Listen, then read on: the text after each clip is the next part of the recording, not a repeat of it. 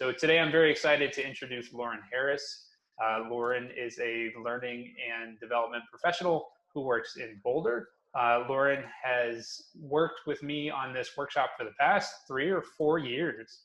It's been already now, and I'm always really excited about it because I think that when we think about what does it take to prepare for careers, we get very focused on the technical aspects and we need to learn data science and those things. But the reality is that every career, on some level, you're interacting with people. And having well-developed emotional intelligence will always be an asset for that.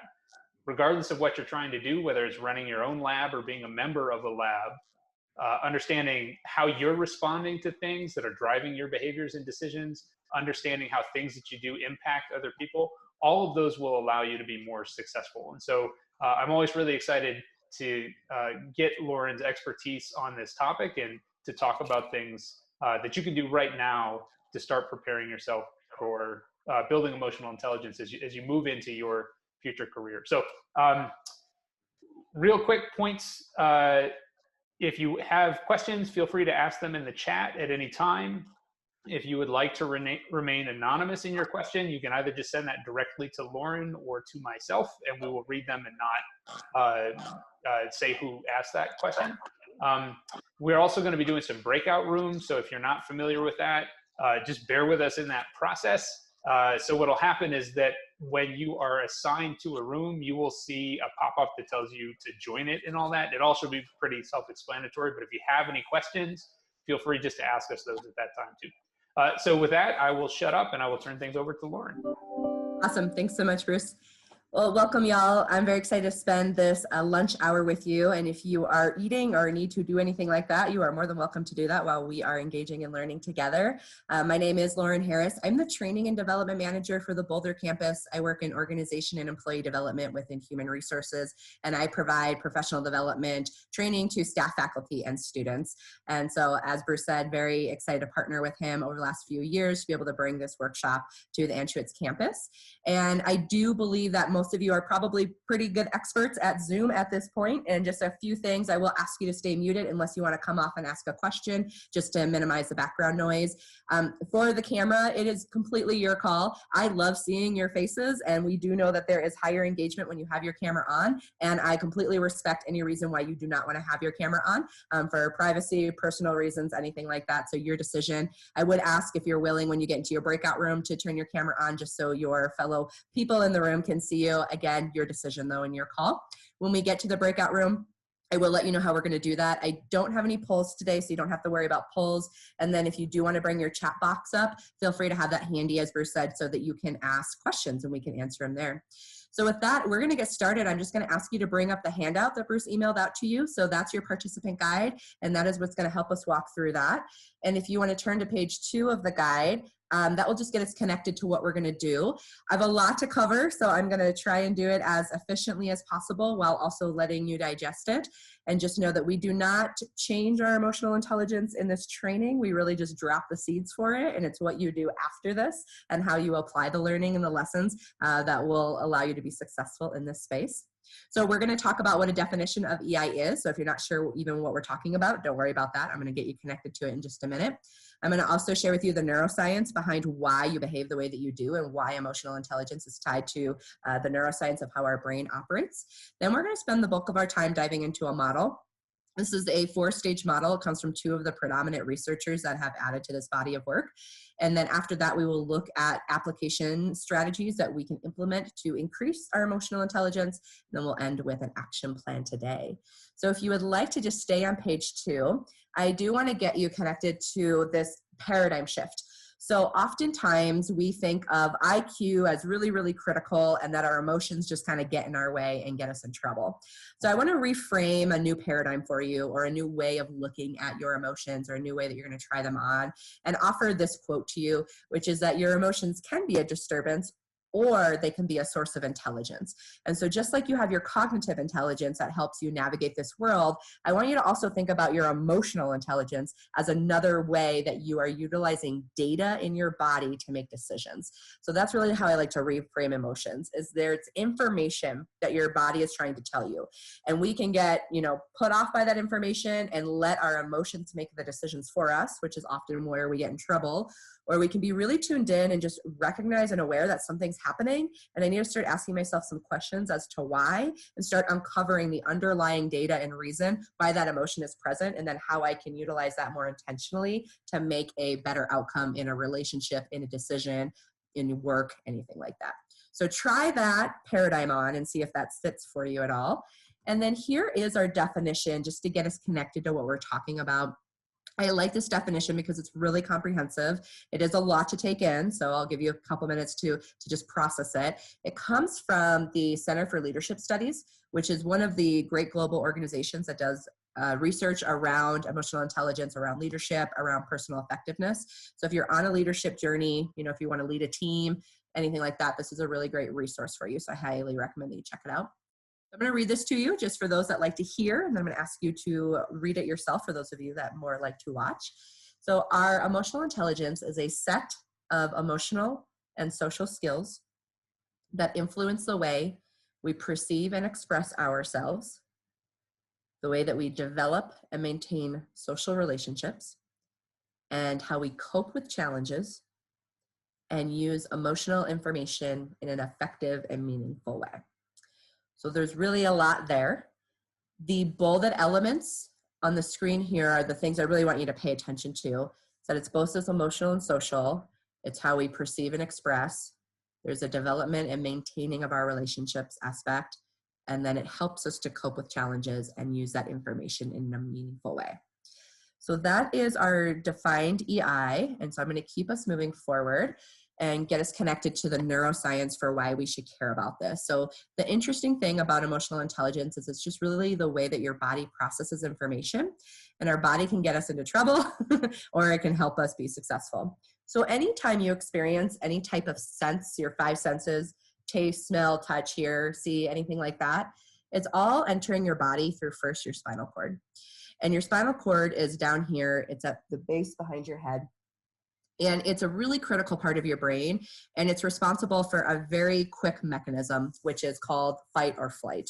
So your spinal cord is the least developed part of your brain. It's the oldest part of your brain, and it is responsible for that immediate reaction. And so what happens is we often get stuck in our spinal cord by basing our decisions and our behavior off of that, and that's where we usually have outcomes that we're not proud of. So what happens next is when that information comes into your body, it enters through your spinal cord, and then it comes up into what's called your limbic system. So this little dot in the middle of your limbic system is what's called your amygdala. And your amygdala is your emotional powerhouse. And your amygdala is really what allows you to process information or get stuck in an emotion.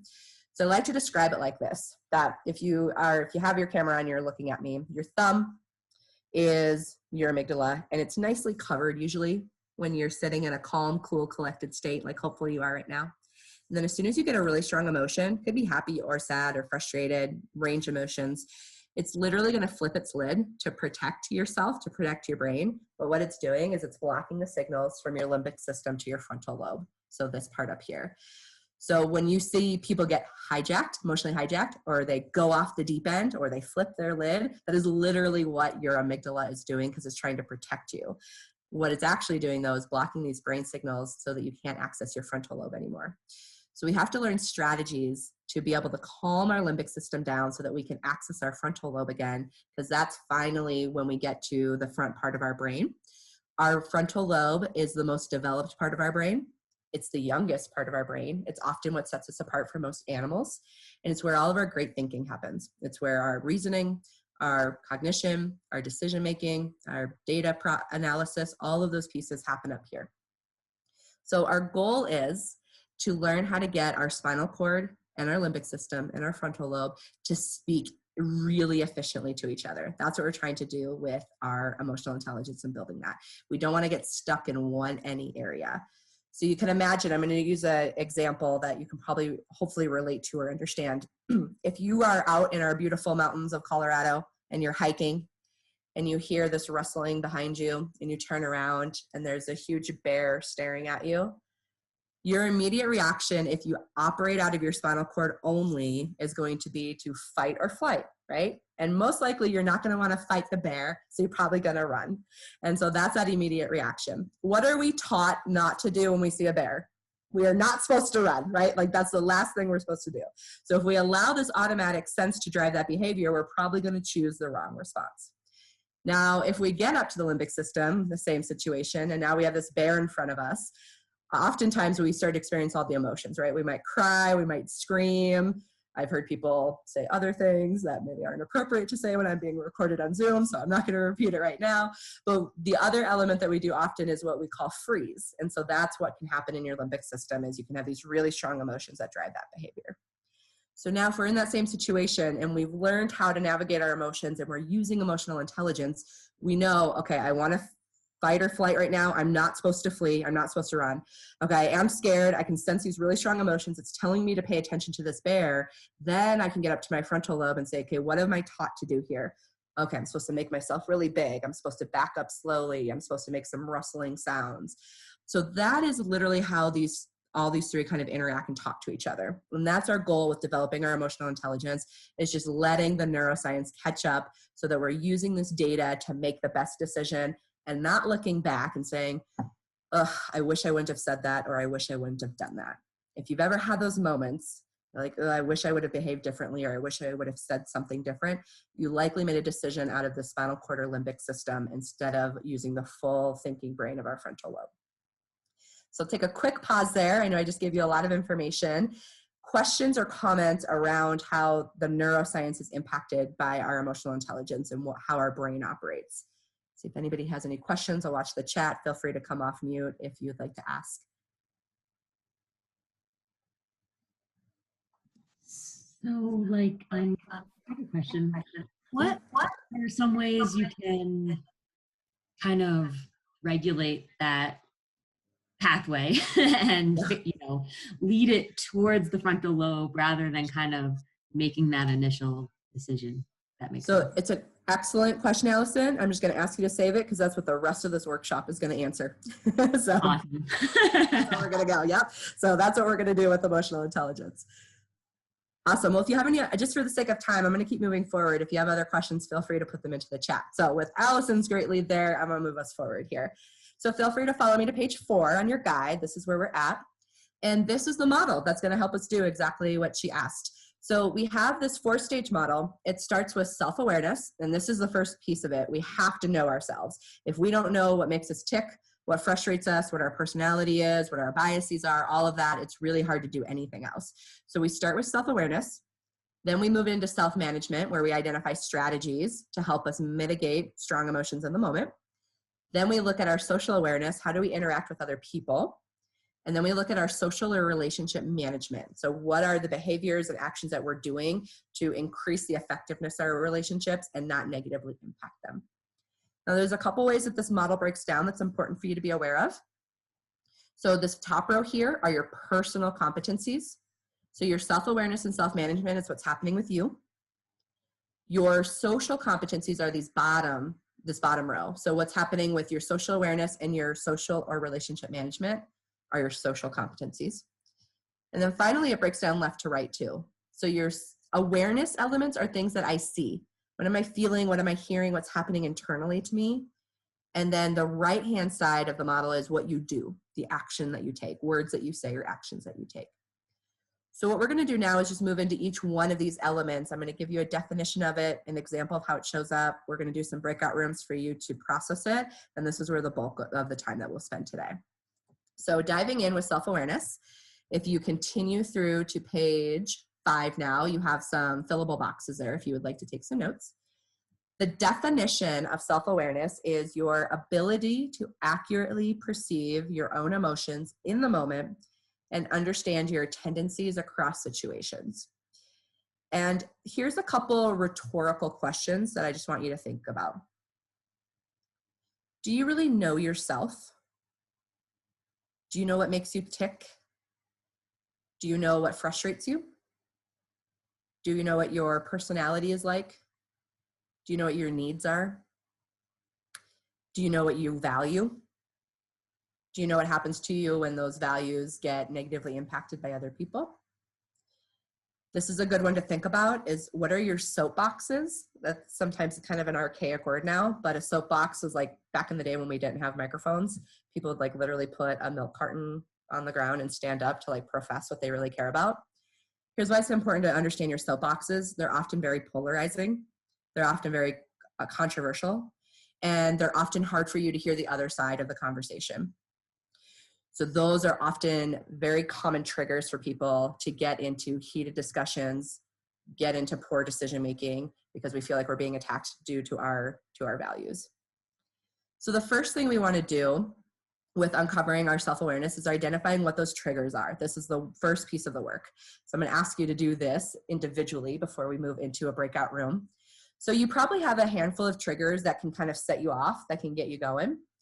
I can share a couple with you. Bruce is going to laugh at this because I use this example all the time, but luckily this trigger has gone away significantly just due to the pandemic and working from home. But I do have a really bad road rage trigger. So back in the day when I used to commute all the time, you know, if there was traffic or there's an accident or people are driving slow, I immediately feel myself respond to that. And I can feel myself respond to that because of your box on your right. You will have these physiological things that happen to you. So for me, my heart will start to race, my hands will start to sweat, and then my voice raises and I start talking a lot louder when I am upset with the traffic. So this is our first step only. I know that if I get stuck in traffic or there's a lot of road rage going on, I am not going to make good decisions. I won't do it. So I need to be aware that that is happening in the moment so that I don't negatively impact anybody else. It's an easier one for me to navigate because I can do a lot of strategies, which I'll get to in the next section. Here's a harder one. It's more of a philosophical. So if I don't have kids, which is interesting that I hold this value, but I get really frustrated when I see people publicly shaming mothers for breastfeeding their kids in public. I'll lose my lid. I will like go to bat for them. I yell at whoever is talking to them. I want to like prove that they're wrong. And I cannot have a really effective conversation when I feel like a mom is being mistreated because of something basic that she has to do, like caring for her kid. So trying to deal with a value-based one is a little bit more challenging than a simpler one like traffic. But I wanted to give you a couple examples so you can start thinking about it. And same thing for physiological. I'll feel my like cheeks flush when I can feel the heat. And my voice raising is a very common one for me because I'm a loudspeaker, period. So my voice will just get even louder and I'll start yelling when I get really frustrated.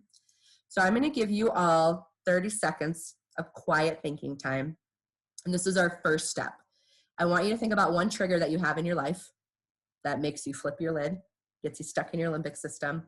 And then I want you to start to think about a physiological response that maybe you could start tuning into to give you some information that you're about to get triggered. Because we have an emotional response first that we saw with the brain, if I can start to pay attention to that, like, oh, I'm feeling hot or my stomach's starting to churn, there's something going on there. That's my first like clue, red flag, something's going on. I should probably watch what I'm going to say and do next. So 30 seconds on page 5, identify one trigger, then identify one physiological response that you have when you're getting triggered. I'll put 30 seconds on the clock. Okay, so that was a quick 30 seconds for you to think about that. Now, the next step that we want to do is we want to look at different strategies that we can implement to try and improve our self-awareness. So I just gave you one, which is to sit down and write out your triggers and think about how your body responds to them. There's a few others on your packet here that come from the research from Dr. Daniel Goleman, and he has identified different competencies that you can improve to improve this area of self-awareness. So he says knowledge of self, which is a part of what we just did, recognizing your emotions, your values, your personalities, taking personality assessments, understanding who you are, accurate self-assessment, so being able to understand and not overvalue or undervalue yourself, and self-confidence, which is tied to self-efficacy, which says that I believe I can grow and change in this area and that I'm not static and that I don't have the ability to improve. So with thinking of those in mind, I'm going to put you into your first breakout rooms for 5 minutes. And at the box at the bottom of page 5, you have a spot where you can take some notes. And I'd like for all of your brilliant brains to think through what are some other strategies that we could take away from this session today to start implementing to improve our self-awareness. And we're going to do this for the other elements too, so you don't have to worry about moving past just self-awareness. So any questions that I could answer before we move into our breakout room? Okay, welcome back everybody. So if somebody from your groups, if you wanted to share a couple strategies that you identified or put them in the chat, let's just take a couple minutes to debrief that, and then we're going to move on to our next skill. So feel free to put it into the chat or come off mute. And what were some of the strategies you talked about? Good. So Anne, thanks for that first one. And I'm just going to highlight that for y'all. This is like the #1 strategy. So good job pulling it out, which is take a breath. And I'll just add a little bit onto it. Really just breathing in general is your #1 skill that you have. So we know from doctors that they can calm patients who are having anxiety attacks just by deep breathing. And this is the same thing that you can do when you're getting triggered or feel like that you're about to make a poor decision or a poor action because of your emotions. Taking that deep breath in and out 4 or 5 times. What it does is it realigns all of your systems in your body, and it starts to bring the blood back up to your brain. Because when you're getting ready to either fight or flight, when your limbic system or your spinal cord is taking over, it literally is draining all of the blood from your brain to put it to your body to get you ready for that. So when we take that breath and calm back, it allows us to bring that blood back up to our brain so that we can use that information to better process. So that's great. Awesome. The Bruce, great. So texting a trusted ally. I always think you should check things out with people before you make decisions, because we get caught up in our own cognitive biases and our own confirmation bias. So we think that this is the best thing to do. And so to help us challenge some of those elements, texting somebody that you know is an ally or a friend can be great. Excellent strategy. And then good, Allison, another great one. So remove yourself from the situation and go to a safe space. This is one of my favorite things to put in my back pocket, which is, I no longer can productively contribute to this conversation and I need a second to step away. And you can see like how much, right, like energy it takes for me to say that. There's so much power though, and it shows like how thoughtful you are when you can recognize, have so much self-awareness that you're about to say or do something that you're gonna regret. And the fact that you can just pull that card out and be like, I need a second to go away, and then do your breathing, do your connection with your ally. That's awesome. Okay, great. I think there's one more. Good. Understanding your mental state and stress level and your window of tolerance when interacting with others. When you are stressed, you can easily get more triggered. Absolutely. And this is actually going to lead us into our next one. So I'm going to use that as the gateway, because that is a beautiful transition. So let me share my screen here again for y'all. So that is going to wrap up our self-awareness. I know we're going through this quick, but I want to get you as much content as possible in this hour. So the next one is moving into what's called self-management. So this is where now the definition is, it's our ability to use the awareness of the emotions to stay flexible and then direct your behavior positively. So this definition is for you at the top of page 6 on your guide. I apologize, my PowerPoint is off here. It's not page 7, it's page 6. And so this is where we take all of that great thinking that we've did with self-awareness and we put it into action. And we identify specific strategies that we can implement to manage our emotions in the moment. And you all started to identify some of them. So even breathing is a great self-management exercise, chatting with a friend, those types of things. What I'd like to spend time though today is looking at the competencies that are in the middle of page 6 that Dr. Daniel Goleman has found in his research. These are all of the different competencies that you could implement to get better at self-management. But the one I want us to do, which is tied to what Allison said, which is what prompted this, is I'd like you to turn to page 7. And this comes from a different training that I offer on the Boulder campus. It comes from the work of Franklin Covey. But this is tending to our basic needs. If we are not consistently fueling our fire for how we move, how we eat, how we sleep, how we relax, and how we connect, it is going to be really, really difficult for us to navigate our self-management and to make really good decisions. So I would like you all to give a really honest check here. No one's going to see this but you. This is for your eyes only. And what you're going to do is you have 2 statements for each one of these energizer areas. So under move, I get up and move regularly throughout the day, and I have a consistent exercise program that boosts my energy. You're going to rate yourself on a scale from 1, you never do that, to 10, you always do that. And so you're going to put a rating for those first 2, and then you're going to put a move score. So you'll add those 2 together. So let's say you said about average 5, I get up and move regularly throughout the day, and then I have a pretty good consistent exercise, I'd give myself a 7. Then you're going to give yourself a 12 for your overall move score. Then you're going to do the same thing for eat, for sleep, relax, and connect. And so let's see how good we're doing at taking care of our basic needs, because if we're not doing this, it's hard to do anything else. So I will go ahead and give you about 4 minutes to complete this assessment for your eyes only, and then we'll come back together and process them. So I'll put 4 minutes on the clock. All right, everyone, that was probably enough time for some of you and probably not enough time for others of you, so I apologize. We're trying to navigate and balance all that. So when we think about if I'm having my road rage, right? Or I see the mom being shamed for trying to feed her child, at that moment, those are the moments that I need to start doing things so that I can direct my behavior positively. So remember the definition of self-management. It's how we take the awareness now of that moment and direct our behavior positively. This is tied to the assessment that you just took. So if I'm hangry, if I haven't slept well, if I haven't eaten well, right, that's going to just hijack all of that as well. So I want us to go back into our same breakout room. So you'll be engaging with the people. And Bruce, I apologize. You can just come back if you want. If you don't, whichever you prefer to do. If you can leave the breakout room if you'd like. And I would like you to talk about these 5 drivers of energy. And I want you to share with each other some strategies that you do to do this well. What are we doing well? What are we doing right now to move well, to eat well, to sleep, relax, and connect? And then those are specific strategies that we can start to implement as well to help us navigate when we get into these self-management challenges. So I'm going to open you back up into your breakout rooms, and you'll stay with the same folks so you can keep getting to know them. And we'll do a little bit less time. I gave you 5 last time. We're going to start with 4 minutes and hope that's enough. So just share one strategy so you all can walk away with some ideas of what you'd like to do to better improve your self-management. And you can take notes at the top of page 8. Top of page 8 of your guide is where you have your notes for your strategies for self-management. And I will open up the rooms and I will bring you back in 4 minutes. Here you go. I know it's so abrupt to be just like forced back from your breakout room. Yeah, I understand. It's my strategy though to minimize our time that we take going in and out of them. Okay, so welcome back. We're not going to debrief that. I just want you to get some strategies. Maybe you were able to share some with others. Maybe you were going to get some new ones in your head. Again, your emotional intelligence does not change in this training. You have to take the ideas that we get from it and then go implement and go try and try it on and see what works for you.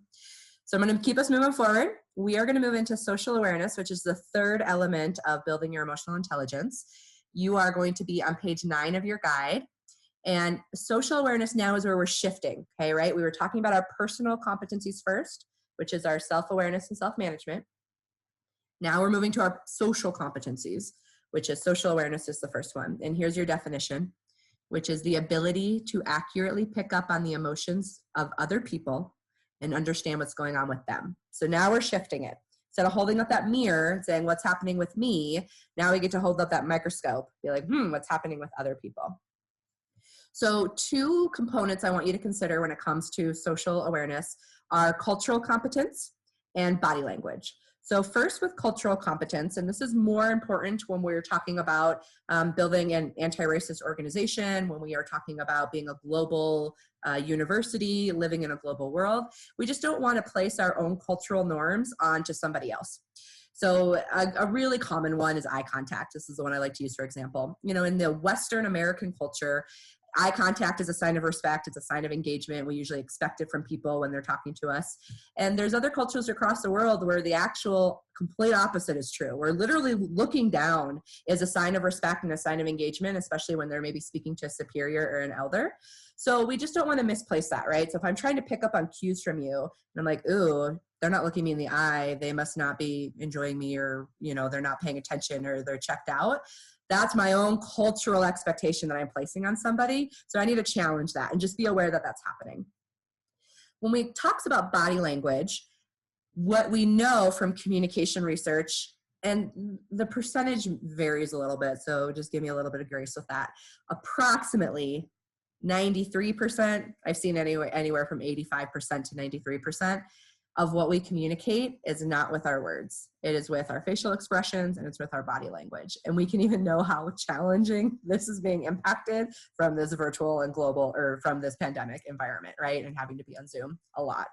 So we want to be paying attention to people's body language, especially when it's out of sync with the words that they're saying. So a common thing is, if somebody will say, hey, how are you doing? Well, I'm fine. Right? So a facial expression or a tone of, well, I'm fine, might be expressing something else in the words that I'm saying. So those are two ways we want to begin to unpack social awareness. Cultural competence, making sure that we're not misinterpreting other people's cultures or applying our culture onto them. And then paying attention to body language, because we know that so much more gets communicated via body language. So keep those two elements in mind. And what I'd like to do with the social awareness piece is I want to talk about empathy real quick. So of your emotional competencies from Dr. Daniel Goleman's work, they're listed here in the middle of your page. Empathy 100% is the most critical skill that you can build to get better at this. And I am here to tell you that it is a skill that you can build, and it is not something that you are born with or not, as I originally thought, because I am not very empathic. That's the word I'm trying to say. I'm not very empathic naturally. I have to work really hard at it. And I used to think it was just something you were born with or you weren't, and that's not true. So what I want to get you connected to first is two different researchers' ideas on empathy. So one is Dr. Daniel Goleman. I connect to this because it makes a lot of sense to me for somebody who is not naturally empathic. So in his research, he has found 3 levels of empathy: cognitive, emotional, and compassion. And I'm just going to share these real quick with you. Cognitive empathy says, I am intelligent enough to recognize that what you're going through is tough, but I have no idea what you're experiencing. I'm not feeling it. I don't have experience with it. I don't know the outcomes of it. I just can recognize that what you're going through is probably tough. And sometimes that's all we need to do when it comes to the workplace is I don't necessarily need to feel what you're feeling, and I don't necessarily need to have experienced what you've gone through. But again, being just a human and using my brain, I can recognize, okay, what you're going through is probably tough. Do we need to move around some deadlines? Do we need to shift around some work? Do I need to support you in some way? Emotional empathy is the next level down. It says not only do I cognitively understand what you're going through is tough, I am feeling what you're feeling. And maybe I'm feeling what you're feeling because I'm naturally empathic, so I just kind of pick that up. Maybe I'm feeling what you're feeling because I've experienced something similar. And then the deepest level is what he calls compassion empathy, which says not only can I recognize cognitively what you're going through is tough, I'm feeling what you're feeling, but I am compelled to help you through this. And being compelled to help somebody through it might not always be appropriate in the workplace as it would be maybe for a family or a friend. And I don't mean compelled to help in the way like, oh, let's modify your workload or give you some time off. I mean like someone's going through a divorce or someone is going through a recovery with an addiction, and you're like literally there, right? Like making meals, helping them out, driving them places, like doing what you need to do to like compassionately help them through that. So that helped me understand it because I felt like you had to get to compassion empathy every time. And then I just felt like I was a terrible human being because I didn't. And so now I can understand that there's these different levels, and it totally makes sense to me that I can cognitively recognize when somebody is going through something that's tough, that maybe I'm not experiencing or I'm not really compelled to help them, but I can still just recognize that it's hard for them. So that's one researcher's opinion.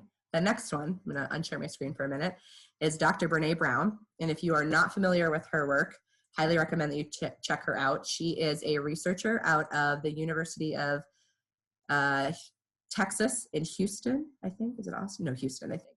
And she has done a lot of research on shame, vulnerability, empathy, things like that. So I have a short, less than 3-minute video to show you about her research on empathy. And you can take notes on page 9 if you'd like.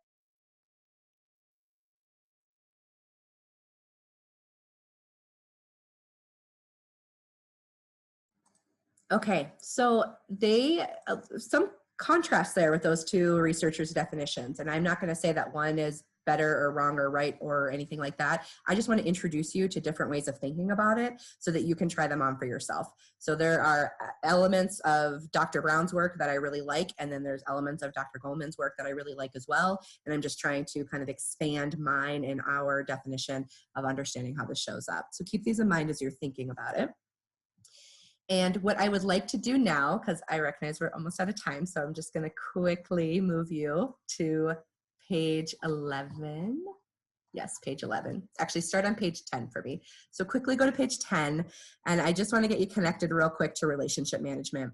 I spend the least amount of time on this because really by doing your self-awareness, your self-management, and your social awareness, you're already working on your relationship management. So those are the other three to prioritize, okay? This is not the area to focus. This is like the output of it.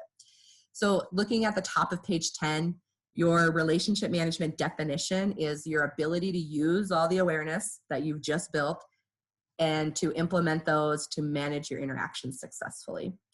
There's a lot of competencies here for you to dig into. I don't think you should go there yet until you've done all the other three. I just want to make sure you have some of the content if you're ready to go there. And I just want to introduce 2 strategies for you for what you can do with relationship management. The first one is in the middle of page 10. It's called an emotional bank account. And essentially what you can think about is everything that you say or do either deposits into somebody's emotional bank account or it withdraws from it. So a compliment's going to deposit, right? Micromanaging people is going to do a withdrawal, right? Giving people the authority to make decisions is going to be a deposit. Faking that you're giving them authority to make decisions and then taking that away, it's going to be a withdrawal, right? Making comments like sarcasm or maybe funny, but maybe not, that might be a withdrawal. So I want you to think about that as a way just to kind of gauge some data is in your interactions with people, did you just deposit or did you just withdraw? And the funny thing is that's challenging about this theory is what's a deposit for one person is not necessarily for another. So you do need to get to know people and recognize what are true deposits and withdrawals for them. And that's one strategy. The next strategy, and this is the hardest one to do, y'all, this takes a lot of effort. And this goes back to one of the first questions, what do we do? This comes from the researchers Larry and Hirsch Wilson, and they have a book, Play to Win. And when you're getting those moments where you're getting really worked up or you feel your emotions starting to come, you feel your face heated, you feel your heart going, what they recommend is these 3 strategies: stop, challenge, and choose. So stopping is literally like slamming on the brakes with 2 feet, like stop everything that you're doing. Don't say, don't speak, don't act, don't do anything. Then you challenge yourself. What assumptions am I making here? What are my emotions trying to tell me? What more information do I have? What is the next best thing I can do to make this a productive conversation and not continue to derail it and go down to a less productive one? Then you make that choice. So then you choose your response wisely. And it might be that I don't think I can contribute right now to this conversation. I just need a second to walk away. The choice might be to take a breath. The choice might to come back to the conversation. And this is the sweet spot of emotional intelligence, is being able to recognize in the moment, I have to pause this. I need to challenge myself because my brain's trying to tell me to do all these things that I shouldn't be doing. And then I get to choose a response that's most effective for me. So that is the highest level strategy that you can implement. You will not get there tomorrow. It's okay. You will get there in like a decade, and that's okay as well. Okay, but it will take some work to get there. It's hard for us to do this. We're rewiring our brain. So finally, if you'd like, I have all my references listed for you on page 13 and 14. So if you want to take a look at some of the videos or other areas that I got the research for this training from, they're there for you. And then I will just hand it back to Bruce to wrap up around for the evaluation and anything else we need to do. If there's any last questions, I would be happy to take them. Yeah, thank you, Lauren. That's great. I really appreciate it as always. As I just make some final comments here, please feel free to add questions in that you all have in the chat, and we can get to some of those. As Lauren has said throughout, and with this is something that takes energy and effort to learn how to do. And I think the one thing that strikes me about what building your emotional intelligence does is it gives you flexibility to respond in the moment, so that you're understanding what happens when you are responding to something that's happening to you, those triggers that we talked about, or when you're in a social situation, the comment about the relationship management aspect, where you may say something because you think that it's funny and you're making a joke with somebody, but if it doesn't land, picking up on that and pivoting and recognizing and responding, all of those things become really important, because at the end of the day, all of our interactions have some kind of desirable outcome. You're talking to people, you're working with people because you want things to happen. the more you can recognize how you're responding and presenting things, and then how they're responding to you, the more likely it is that you're going to be effective in that situation. And that's true in your positions now. That's true in your positions as you go forward. So again, this is one of those topics where we're introducing some ideas, and really now it's up to you to start practicing this stuff and being gracious with yourself as you go forward, because it takes time. It's difficult to do, and even when you know your triggers, they're still triggers. It's still gonna start those processes in order, and so it's hard to get those to respond, to stop for all that. So again, we can take any last questions. I just shared one last time a link to the evaluation. If you didn't have that open, please click on it now so that you have it. We really would appreciate any feedback that you have. This is an anonymous survey. It's just a couple quick questions to make sure that we're kind of hitting on what we're hoping, and then to get information from you on what was effective for that. So again, we'll just leave it open now if anybody wants to ask any questions. Otherwise, thank you, Lauren, and thanks to everybody for attending today. So thank you all for your time. Feel free to reach out if you have any questions. I always love talking about this. I'm happy to hang on the Zoom call for a couple minutes too if anybody has any questions they want to ask privately.